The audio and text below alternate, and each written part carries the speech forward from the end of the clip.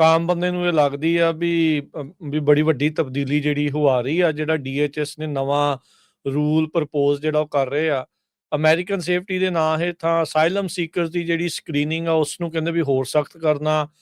EAD cards ਨੂੰ ਲੈ ਕੇ ਨਵਾਂ ਜਿਹੜਾ ਉਹ ਰੂਲ ਆ ਰਿਹਾ ਆ। ਹੁਣ ਜਿਹੜਾ ਨਹੀਂ ਹੈਗਾ ਇਸ ਕਾਨੂੰਨ ਦੇ ਨਾਲ ਵਾਹ ਵਾਸਤਾ ਉਹਨੂੰ ਤਾਂ ਲੱਗਦਾ ਵੀ ਲੈ ਵੀ ਸਾਰਿਆਂ ਦੇ ਰੋਕ ਦੇਣੇ ਆ। ਸੋ ਇਹ ਦੱਸੋ ਵੀ ਇਹ ਜਿਹੜਾ DHS ਦਾ ਨਵਾਂ ਪ੍ਰਪੋਜ਼ਡ ਰੂਲ ਆ EAD ਕਾਰਡ ਅਸਾਈਲਮ ਸੀਕਰਸ ਨੂੰ ਨਾ ਦੇਣ ਵਾਲੀ ਗੱਲ ਜਾਂ 365 ਦੇਣ ਵਾਲੀ ਗੱਲ ਕੀ ਆ ਇਸ ਦੇ ਵਿੱਚ, ਤੇ ਇਹਦਾ ਅਸਰ ਕਿੱਦਾਂ ਦਾ ਹੋਊਗਾ ਸਾਰਿਆਂ ਦੇ ਉੱਤੇ? ਇਹਨਾਂ ਨੇ ਇਹ ਕੋਈ ਨਵੀਂ ਚੀਜ਼ ਨਹੀਂ, ਪਹਿਲਾਂ ਵੀ ਇਹਨਾਂ ਨੇ ਇਦਾਂ ਦੀ ਚੀਜ਼ ਕਰਨ ਦੀ ਕੋਸ਼ਿਸ਼ ਕੀਤੀ ਸੀ। ਗ੍ਰੀਨ ਜਿਹੜੇ ਵਰਕ ਪਰਮਿਟ ਤੇ ਰੋਕ ਟੋਕ ਜਿਹੜੀ ਲਗਾਣੀ ਹੈ, ਸਪੈਸ਼ਲੀ ਜਿਹੜੇ ਲੋਕਾਂ ਦਾ ਵਰਕ ਪਰਮਿਟ ਨਹੀਂ ਆਇਆ, ਜਿਹੜੇ ਨਵੇਂ ਆ, ਉਹਨਾਂ ਦੀ ਜਿਹੜੀ ਐਲੀਜੀਬਿਲਟੀ ਹੁੰਦੀ ਹੈ ਕਿ 150 ਦਿਨ ਤੁਸੀਂ ਵੇਟ ਕਰਨੀ ਹੁੰਦੀ ਆ, ਤੇ ਲਗਭਗ ਜਿਹੜਾ 180ਵੇਂ ਦਿਨ ਜਾਂ ਤੋਂ ਬਾਅਦ ਜਿਹੜਾ ਤੁਹਾਡਾ ਵਰਕ ਪਰਮਿਟ ਆ ਜਾਂਦਾ ਸੀਗਾ। ਇਹ ਕਹਿੰਦੇ ਆ ਕਿ ਵਰਕ ਪਰਮਿਟ ਨੂੰ ਟਾਰਗੇਟ ਕਰਦੇ ਹੋ, ਅਸਾਈਲਮ ਦੀ ਐਪਲੀਕੇਸ਼ਨ ਆਪ ਹੀ ਬੰਦ ਹੋਣੀਆਂ ਹਟ ਜੂਗੀਆਂ। ਸੋ ਕਹਿੰਦੇ ਆ ਕਿ ਸਾਲ ਵਰਕ ਪਰਮਿਟ ਨਾ ਦਿਓ, ਫਿਰ ਅੱਗੇ ਡਿਲੇ ਜਿਹੜਾ ਪ੍ਰੋਸੈਸ ਆ ਉਹ ਕਰੋ, ਵੈਟਿੰਗ ਕਰੋ ਅਸਾਈਲਮ ਐਪਲੀਕੇਸ਼ਨਾਂ ਦੀ, ਫਿਰ ਵਰਕ ਪਰਮਿਟ ਦਿਓ। ਸੋ ਇਦਾਂ ਦੇ ਰੂਲ ਜਿਹੜੇ ਲੈ ਕੇ ਇਹ ਆ ਰਹੇ ਆ। ਪ੍ਰੈਕਟੀਕਲੀ ਹੁਣ ਇਹਦਾ ਇਦਾਂ ਕਿ ਨਵਾਂ ਬੰਦਾ ਤਾਂ ਮੈਨੂੰ ਨਹੀਂ ਲੱਗਦਾ ਕੋਈ ਇਹਦੇ ਵਿੱਚ ਆ ਰਿਹਾ ਬਾਰਡਰ ਤੋਂ ਇਸ ਵੇਲੇ ਇੰਨੇ ਜ਼ਿਆਦਾ। ਤੇ ਜਿਹੜੇ ਐਗਜ਼ਿਸਟਿੰਗ ਵਾਲੇ ਵਰਕ ਪਰਮਿਟ ਵਾਲੇ ਹੈਗੇ ਆ ਉਹਨਾਂ ਨੂੰ ਕੋਈ ਫਰਕ ਨਹੀਂ ਪੈਣਾ, ਉਹਨਾਂ ਦਾ ਤਾਂ ਆਲਰੇਡੀ ਜਿਹੜਾ ਸੀਗਾ ਕਿ ਡਿਲੇ ਕਾਫੀ ਜ਼ਿਆਦਾ ਸੀਗਾ। ਬਾਈਡਨ ਹੁਣਾਂ ਨੇ ਜਿਹੜੀ ਸੀਗੀ ਐਕਸਟੈਂਸ਼ਨ ਦੇ ਦਿੱਤੀ ਸੀਗੀ ਆਟੋਮੈਟਿਕ, ਇਹ ਕਹਿੰਦੇ ਉਹ ਸਾਰੀਆਂ ਕੱਟ ਕਰੋ। ਸੋ ਜਿਹੜੇ ਨਵੇਂ ਵਾਲੇ ਉਹਨਾਂ ਦੇ ਰਿਨਿਊ ਹੋ ਜਾਊਗੇ, ਬਸ ਇਹ ਆ। ਜਿਹੜੇ ਪੈਂਡਿੰਗ ਕੇਸ ਹੈਗੇ ਉਹਨਾਂ ਦੇ ਰਿਨਿਊ ਹੋ ਜਾਊਗੇ ਵਰਕ ਪਰਮਿਟ। ਬਸ ਇਹ ਹੈ ਕਿ ਇਹ ਡਿਲੇ ਵਗੈਰਾ ਜਿਹੜਾ ਸੀਗਾ ਉਹ ਪਾ ਸਕਦੇ ਆ ਜਾਣ ਕੇ, ਜਿਹੜਾ ਸੀਗਾ ਜਿਹੜੀ ਸਰਕਾਰ ਹੈ, ਕਿਉਂਕਿ ਇਹ ਇੰਨਾ ਫੇਵਰੇਬਲ ਜਿਹੜਾ ਨਹੀਂ ਦੇਖਦੀ ਆ। ਤੇ ਜਿਹੜੇ ਨਵੇਂ ਵਾਲੇ ਆ ਉਹਨਾਂ ਨੂੰ ਇਹ ਕਹਿ ਰਹੇ ਆ ਕਿ ਘੱਟੋ ਘੱਟ ਜਿਹੜਾ ਸੀਗਾ ਸਾਲ ਦਾ ਜਿਹੜਾ ਟਾਈਮ ਪੀਰੀਅਡ ਲਾਓ, ਤੋਂ ਪਹਿਲਾਂ ਵਰਕ ਪਰਮਿਟ ਲਈ ਐਲੀਜੀਬਲ ਨਹੀਂ ਹੋ ਸਕਦੇ।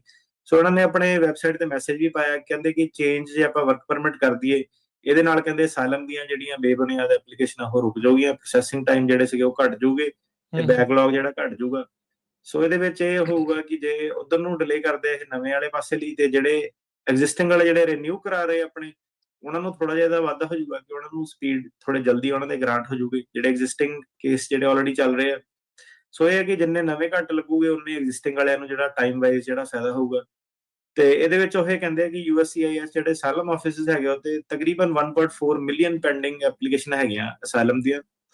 ਜੇ ਤੁਹਾਨੂੰ ਹਿਸਾਬ ਕਿਤਾਬ ਦੱਸੀਏ ਕਿ ਸਭ ਤੋਂ ਬਿਜ਼ੀ ਵੀ ਜਦੋਂ ਸੈਨ ਫਰਾਂਸਿਸਕੋ ਅਸਾਈਲਮ ਆਫਿਸ, ਮੰਨ ਲਓ ਜੇ 50 ਅਸਾਈਲਮ ਆਫਿਸਰ ਵੀ ਜਿਹੜੇ ਹੈਗੇ ਆ ਜੀ, ਉਹ ਵੀ ਜੇ ਦਿਨ ਦਾ ਆਪਣਾ 50 ਕੇਸ ਵੀ ਜੇ ਨਿਪਟਾ ਦਿੰਦੇ ਹੋ, ਜਿਹੜੇ ਕਿ ਨਿਪਟਾਉਂਦੇ ਨਹੀਂ ਸੀਗੇ, ਤਾਂ ਵੀ ਤੁਸੀਂ ਲਾ ਲਓ ਕਿ 1500 ਕੇਸ ਬਣਿਆ ਜਿਹੜਾ ਆਪਣਾ ਮਹੀਨੇ ਦਾ।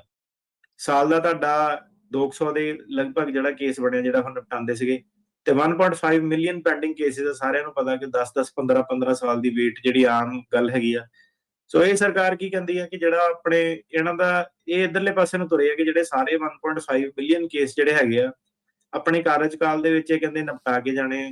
ਜਿਹੜੇ ਪੈਂਡਿੰਗ ਕੇਸ ਸੀਗੇ ਕਈ ਆਪਾਂ ਦੇਖ ਰਹੇ ਹਾਂ ਹੁਣ ਕਿ ਸਿੱਧੇ ਜਿਹੜਾ ਡਿਨਾਈ ਕਰਕੇ, ਜਿਹੜਾ ਬੰਦਾ ਬਾਰਡਰ ਤੋਂ ਆਇਆ ਐਟਲੀਸਟ ਉਹਦਾ ਸਿੱਧਾ ਡਿਨਾਈ ਕਰਕੇ ਉਹ ਜਿਹੜਾ ਰੈਫਰ ਕਰ ਰਹੇ ਆ ਉਹਨੂੰ ਆਈਸ ਵਾਲਿਆਂ ਦੇ ਕੋਲ ਜਾ ਕੇ ਆਓ ਜਾਂ ਕੋਰਟ, ਸਿੱਧੇ ਕੋਰਟ ਭੇਜ ਦਿੰਦੇ ਆ। ਸੋ ਬੇਸਿਕਲੀ ਉਹ ਕੀ ਕਹਿੰਦੇ ਕਿ ਸਾਡਾ ਜੁਰਿਸਡਿਕਸ਼ਨ ਹੈ ਨਹੀਂਗਾ, ਜਿਹੜੇ ਸੇਫ ਲੰਘੇ ਆਪਣੇ ਕੋਰਟ ਜਿਹੜੇ ਫੜ ਹੋ ਗਏ ਸੀਗੇ ਤੇ ਅਸਾਈਲਮ ਆਫਿਸ ਦੇ ਵਿੱਚ ਜਾਓ। ਜਿਹੜੇ ਵੀਜ਼ੇ ਵਗੈਰਾ ਵਾਲੇ ਹੈਗੇ ਆ ਉਹਨਾਂ ਦਾ ਤਾਂ ਇਹ ਜੁਰਿਸਡਿਕਸ਼ਨ ਹੈਗਾ, ਉਹਨਾਂ ਦਾ ਇਹ ਕੇਸ ਸੁਣੋਗੇ।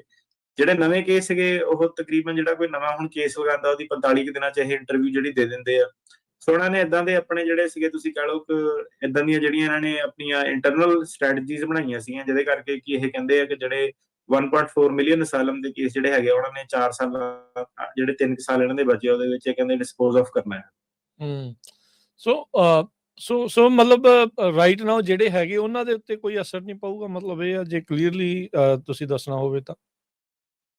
ਜਿਨ੍ਹਾਂ ਦੇ EAD ਕਾਰਡ ਜਿਹੜੇ ਅਸਾਈਲਮ ਬੇਸਡ ਜਿਹੜੇ ਚੱਲ ਰਹੇ ਆ ਉਹਨਾਂ ਦੇ ਉੱਤੇ ਕੋਈ ਅਸਰ ਨਹੀਂ, ਉਹ ਰੀਨਿਊ ਹੁੰਦੇ ਰਹਿਣਗੇ, ਬਸ ਨਵੇਂ ਨਹੀਂ ਲੱਗਣਗੇ। ਕਹਿਣ ਦਾ ਮਤਲਬ ਇਹ ਆ ਨਹੀਂ ਨਵੇਂ ਵੀ ਲੱਗ ਜੂਗੇ, ਬਸ ਇਹ ਕਹਿੰਦੇ ਡਿਲੇ ਇੰਟਰੋਡਿਊਸ ਕਰਨਾ ਹੈਗਾ, ਜਿਹੜਾ ਨਵੇਂ ਵੀ ਆ ਜਾਣੇ ਬਟ ਸਾਲ ਦਾ ਡਿਲੇ ਲਾਤਾ ਉਹਨਾਂ ਨੇ ਵਿਚਾਲੇ ਨਾ।